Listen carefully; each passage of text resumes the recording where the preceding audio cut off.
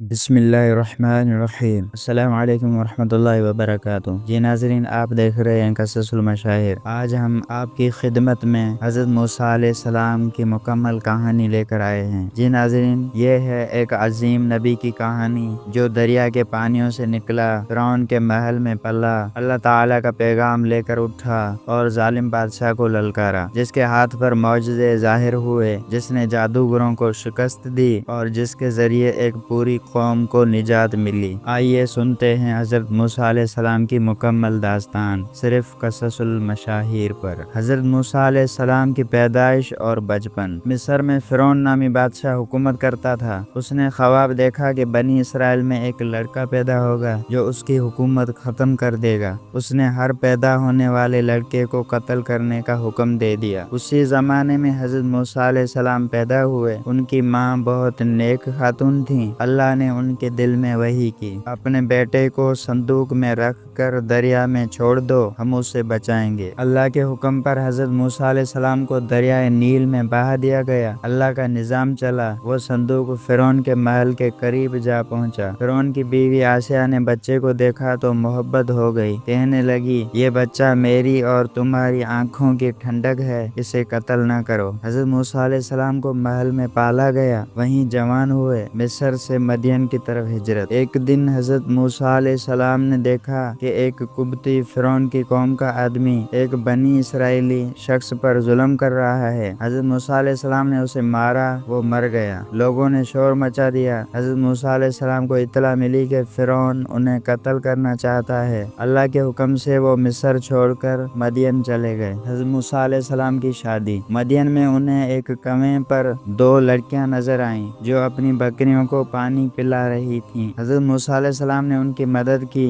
लड़कियों के वालिद हज़रत शुएब अलैहिस्सलाम थे। उन्होंने हज़रत मूसा अलैहिस्सलाम को घर बुलाया, बातचीत हुई, फिर अपनी एक बेटी की शादी हज़रत मूसा अलैहिस्सलाम से कर दी और 8 या 10 साल का मुआहदा किया कि वो उनके साथ काम करेंगे। मदियन में कई साल गुजारने के बाद हज़रत मूसा अलैहिस्सलाम मिस्र वापस जा रहे थे। रास्ते में कोहे तौर पर एक दरख्त से रोशनी देखी। वहाँ अल्लाह ताला ने उन्हें नबूवत अता की और फरमाया, जाओ फ़िरौन को मेरा पैगाम दो। अल्लाह ताला ने उनके साथ उनके भाई हज़रत हारून अलैहिस्सलाम को भी नबी बनाया। फ़िरौन को दावत देना। हज़रत मूसा अलैहिस्सलाम और हज़रत हारून अलैहिस्सलाम फ़िरौन के दरबार में पहुँचे और फरमाया, हम अल्लाह के रसूल हैं, बनी इसराइल को हमारे साथ जाने दो। फ़िरौन ने इनकार किया और तंज़िया अंदाज में कहा, क्या तुम वही मूसा हो जो मेरे घर में पला? हज़रत मूसा ने अल्लाह के मौजज़े दिखाए। असा ज़मीन पर फेंका तो सांप बन गया, हाथ बगल से निकाला तो चमकता हुआ निकला। फ़िरौन ने कहा, यह जादू है। जादूगरों से मुकाबला। फ़िरौन ने कहा कि मैं मुल्क के सब जादूगरों को बुलाऊंगा, तुम उनसे मुकाबला करो। मैदान सजा,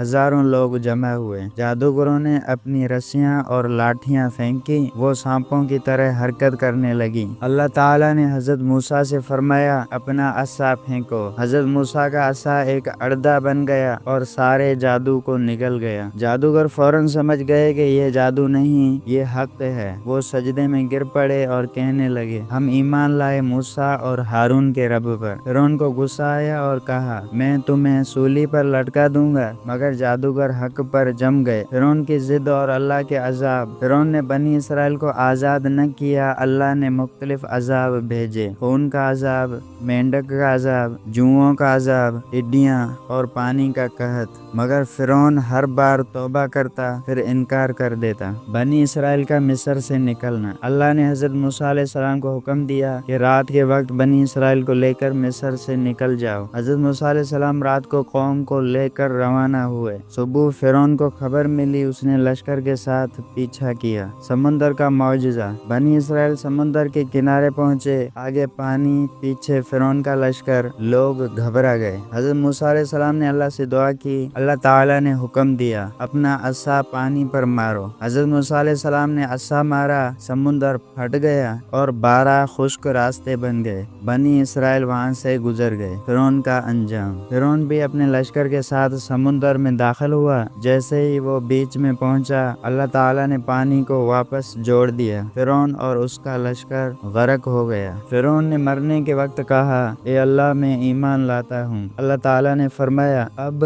جب کہ تم نے ساری زندگی انکار کیا۔ حضرت موسیٰ علیہ السلام کی زندگی ہمیں سکھاتی ہے کہ جب انسان اللہ پر یقین رکھے تو اللہ اس کے لیے راستے بنا دیتا ہے، چاہے وہ راستے سمندر میں ہی کیوں نہ ہوں۔ یہ کہانی صرف ماضی کا قصہ نہیں بلکہ آج کے انسان کے لیے سبق ہے کہ سچائی اور صبر کبھی ضائع نہیں ہوتے۔ اگلی قسط میں ہم حضرت موسیٰ اور بنی اسرائیل کے سفر، من و سلویٰ اور کوہ طور کی ملاقات کا ذکر کریں گے۔ تب تک دیکھتے رہیے قصص المشاہیر۔ السلام علیکم ورحمۃ اللہ وبرکاتہ۔